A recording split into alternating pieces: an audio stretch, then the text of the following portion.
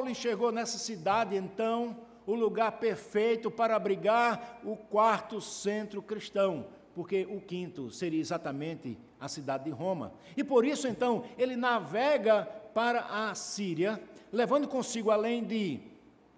Silas, seu companheiro de viagem, Timóteo, o seu filho na fé, ele leva também um casal, Áquila e Priscila. Para alguns historiadores, isso deve ter acontecido aproximadamente no ano 51 da nossa era. Então, ele rumo a Jerusalém, ele faz uma escala na cidade de Éfeso.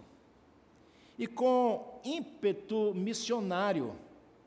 com consciência de que havia urgência no trabalho que ele haveria de realizar, ou seja, de pregar o Evangelho, logo então na sua chegada à cidade de Éfeso, Paulo vai deixar os irmãos em algum lugar, e ele, porém, entra numa sinagoga de judeus e começa,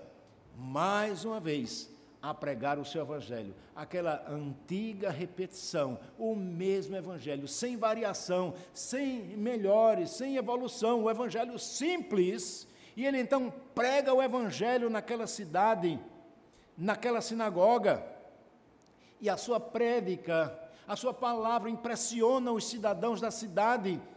impressiona os membros da sinagoga, que pedem a Paulo, olha, fica um pouco mais conosco, nós queremos saber acerca daquilo que você está dizendo, é interessante o que você está dizendo, então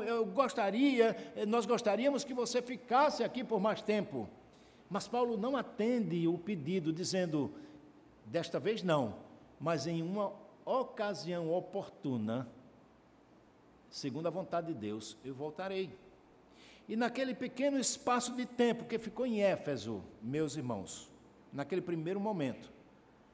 Paulo deve ter feito o levantamento da cidade toda. Lembram que ele fez isso lá em Atenas?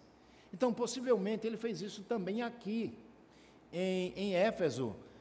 Isso de conhecer a cidade, observar os pontos, etc., é aquilo que os missiólogos vão chamar hoje de levantamento etnográfico, analisando exatamente tudo o que existia na cidade, observando quais eram as ameaças para o evangelho naquela cidade,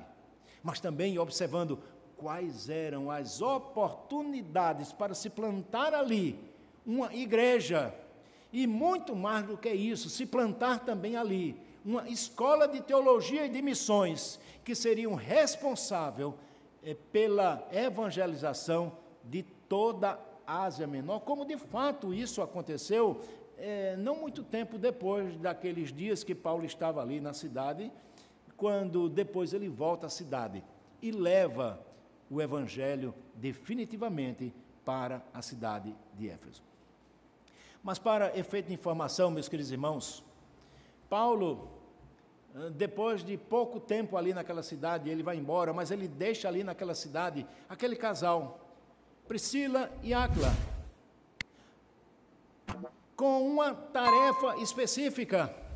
Era exatamente para dar assistência a um pequeno grupo de interessados pela palavra. E você vai ver que nos versículos de 24 e diante, eles vão encontrar um outro judeu, chamado Apolo, que era natural de Alexandria, no Egito, e eles vão também ser fundamentais para instruir aquele irmão na fé cristã, conquanto ele fosse alguém que pregava com convicção a palavra e o evangelho de Cristo. Então, eles são deixados ali para trabalhar aquilo que os plantadores dos tempos atuais vão chamar de núcleo básico. E não tenham dúvida, meus irmãos, aquele casal foi muito importante para que o apóstolo Paulo pudesse executar os seus planos naquela cidade, que Deus usou aqueles irmãos para que o evangelho se estabelecesse definitivamente naquela cidade.